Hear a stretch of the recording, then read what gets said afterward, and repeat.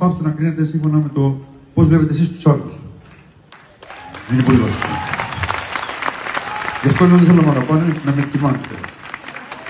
Φύγω και ευχαριστώ για αυτό που με έχεις δώσει αυτές τις φορές και που φέρνεις τους δύο κόσμους εκεί που δεν είναι δύο κόσμοι. Στην Κηφισιά πάει και ο ένας, στην Κηφισιά πάει και ο άλλος.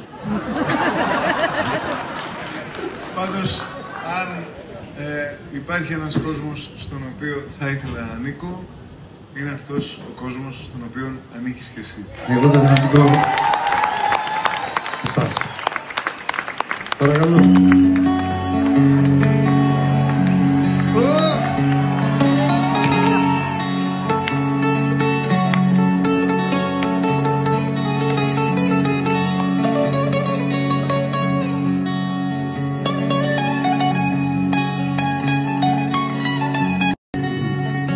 Κυρίες και κύριοι, όσο μεγαλώνω, θα με επιτρέψετε να μιλάω λίγο περισσότερο.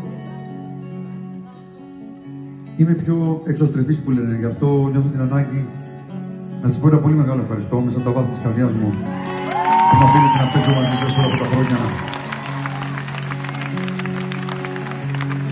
Είπα το τηλέφωνο, δεν το